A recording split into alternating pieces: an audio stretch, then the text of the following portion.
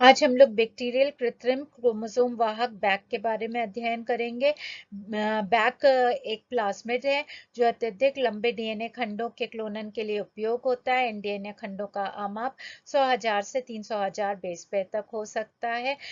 इसमें दो वर्णीय चिन्हक होते हैं, एक एंटीबायोटिक क्लोरामफेनिकोल के प्रतिरोधिता और दूसरा सिलेक्टेबल मार्कर लैग-जेड जीन की उपस्थिति है। इसके अतिरिक्त इसमें स्थिर उद्गम प्रतिकृति मॉड्यूल ओराइक्रम उपस्थित होता है, जो कि प्लाज्मिड को कोशा में एक प्रति अथवा दो प्रति प्लाज्मिड की प्रति कोशा बनाए रखने में सहायता करता है। डीएनए खंड जो 100,000 बेस पेयर के हैं, उनका क्लोनन बैक वाहक द्वारा करते हैं।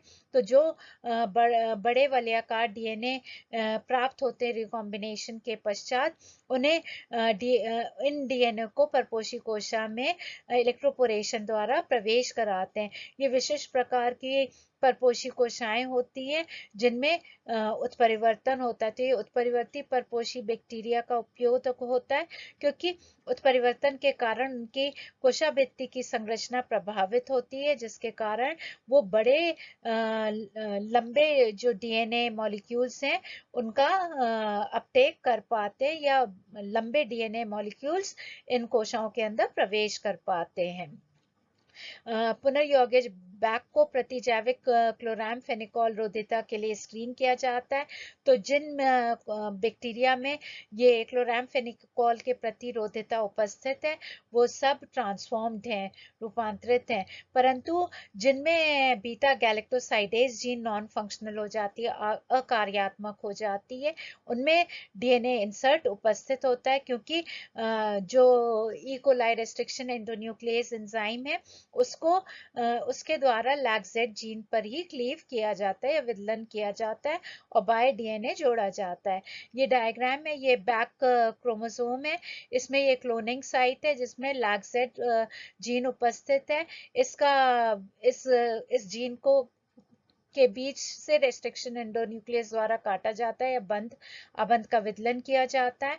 फिर उसी रेस्ट्रिक्शन एंडोन्यूक्लियस से bye foreign gene DNA of interest को काटा जाता है और डीएनए लाइगेज की सहायता से बैक और फॉरेन डीएनए को जोड़ा जाता है, जिससे रिकॉम्बिनेंट बैक बहुत लंबा प्राप्त होता है। जिन बैक क्रोमोसोम में बाय डीएनए उपस्थित होता है, तो उनका एक्स गैल लैग-जेड जीन जो है वो डिस्टर्ब हो जाता है। इस कारण से वो बीटा गैलेक्टोसाइडेज एंजाइम संश्लेषित नहीं कर पाते। ऐसे बैक क्रोमोसोम को हम परपोषी होस्ट कोशिकाओं में प्रवेश कराते हैं इलेक्ट्रोपोरेशन के द्वारा, और उसके बाद इन परपोषी कोशिकाओं को स्क्रीन करते हैं प्रतिजैविकी के प्रति रोधिता के लिए, तथा उसी माध्यम में एक्सगैल सक्रियाधार भी मिलाते हैं बीटा गैलेक्टोसाइडेज के लिए। तो जो कोशिकाएं हैं उसके बाद जो निर्मित होती हैं प्लेट में, उन्हें स्क्रीन करते हैं। जो भी ऐसे माध्यम में वृद्धि कर पा रही हैं कोशिकाएं जिसमें क्लोरामफेनिकोल उपस्थित है माध्यम में, तो उन कोशिकाएं जो हैं वो ट्रांसफॉर्म्ड हैं, क्योंकि ट्रांसफॉर्मेशन के बाद ही उनमें क्लोरामफेनिकोल प्रतिजैविक के प्रति रोधिता उपस्थित है।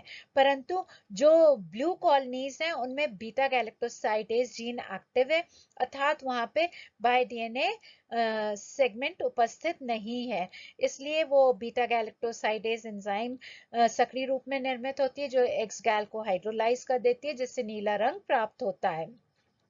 जो व्हाइट कॉलोनीज है वो उनमें रिकॉम्बिनेंट बैक वेक्टर उपस्थित है, क्योंकि जो बैक में डीएनए इंसर्ट प्रवेश कराया था वो लैग-जेड जीन के स्थल पे ही कराया था, तो इस कारण से वो सक्रिय लैग-जेड जीन नहीं रह जाता है, इसलिए बीटा गैलेक्टोसाइडेज एंजाइम नहीं बन पाती है। इस कारण से वो एक्सगैल का जलापघटन नहीं कर पाते हैं और ब्लू कलर निर्मित नहीं होता, इसलिए इनकी कॉलोनीज व्हाइट होती हैं। तो जिनमें जो व्हाइट कॉलोनीज है उनमें रिकॉम्बिनेंट बैक वेक्टर उपस्थित है, अर्थात बाय डीएनए उपस्थित है।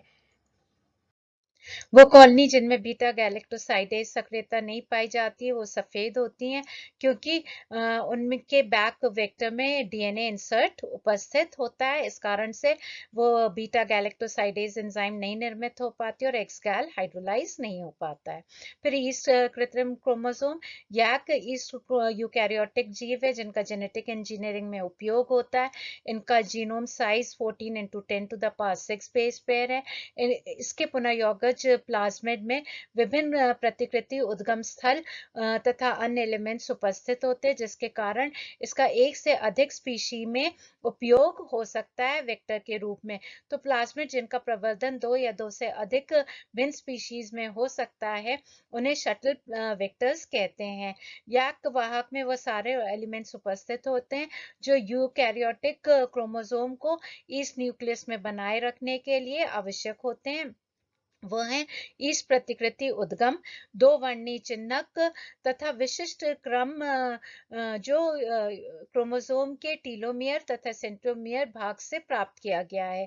ये क्रम क्रोमोसोम की स्थिरता बनाए रखने के लिए तथा कोशा विभाजन के समय दो क्रोमोसोम के पृथक्करण के लिए आवश्यक होता है। क्लोनन में उपयोग से पहले इस वाहक का सर्कुलर बैक्टीरियल प्लाज्मिड के रूप में प्रवर्धन होता है।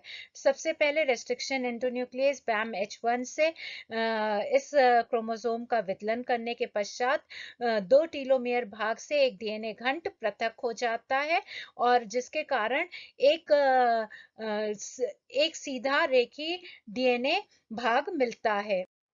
ये ईस्ट आर्टिफिशियल क्रोमोसोम है। इसके टीलोमियर भाग के मध्य जो डीएनए खंड है उसका पृथक्करण या विदलन के द्वारा पृथक करते हैं। इसके लिए बैम H1 का उपयोग करते हैं तो एक डीएनए खंड टीलोमियर के भाग से अलग हो जाता है और एक रेखी क्रोमोसोम प्राप्त होता है जिसके दोनों सिरों पर टीलोमियर उपस्थित होता है। इस रेखी क्रोमोसोम का पुनः विदलन करते हैं इको R1 से, जिसके कारण ये वाहक 2 खंडों में विभाजित हो जाता है। लेफ्ट आर्म में सिलेक्टेबल मार्कर X होता है और राइट आर्म में सिलेक्टेबल मार्कर Y होता है। फिर जिस जीनोमी डीएनए के खंड का क्लोनन करना होता है उस जीनोमी डीएनए को इको R1 से डाइजेस्ट करते हैं। जो डीएनए खंड प्राप्त होते हैं उनको पल्स्ड फील्ड जेल इलेक्ट्रोफोरेसिस द्वारा पृथक करते हैं और उपयुक्त आमाप के डीएनए खंड का चयन करते हैं। इस उपयुक्त आमाप के डीएनए खंड को दोनों वाहक आर्म्स के साथ लाइगेट करते हैं जिससे रिकॉम्बिनेंट यैक प्राप्त होता है। इस रिकॉम्बिनेंट यैक के द्वारा ईस्ट कोशाओं का रूपांतरण या ट्रांसफॉर्मेशन किया जाता है। तो सर्वप्रथम ईस्ट कोशा लेते हैं, उसकी कोशा भित्ति को डाइजेस्ट करते हैं एंजाइम के द्वारा तो ईस्ट स्फीरोप्लास्ट प्राप्त होता है।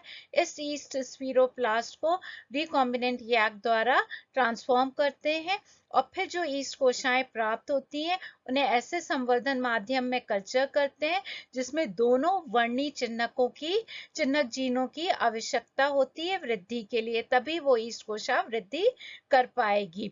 तो ऐसी ईस्ट कोशा वृद्धि कर पाती है जिनमें ऐसा कृत्रिम क्रोमोसोम उपस्थित हो जो बड़े जिसमें एक बड़ा डीएनए इंसर्ट दोनों वाहक आर्म्स के मध्य उपस्थित हो। या क्लोन की स्थिरता एक सीमा तक डीएनए आमाप की लंबाई के साथ बढ़ती है। वह यैक जिनमें निवेशित डीएनए इंसर्ट 150,000 बेस पेयर से अधिक है वो सामान्य कोशिकीय क्रोमोसोम की तरह स्थिर रहते हैं, जबकि वह यैक जिनमें केवल 2 वेक्टर आर्म्स आपस में लाइगेट कर गए हैं अथवा 100,000 बेस पेयर से कम निवेश डीएनए उपस्थित है वो माइटोसिस के समय प्राय लुप्त हो जाते हैं। इस कारण से सामान्यतः ऐसी कोई ईस्ट कोशा क्लोन नहीं प्राप्त होता है जिसमें केवल 2 वाहक सिरे लाइगेट हो गए हो अथवा बहुत छोटा निवेश डीएनए उपस्थित हो। वह याक जिनके सिरे पर टेलोमेयर नहीं उपस्थित होता है वो विघटित हो जाते हैं क्योंकि उनकी स्टेबिलिटी नहीं रहती है।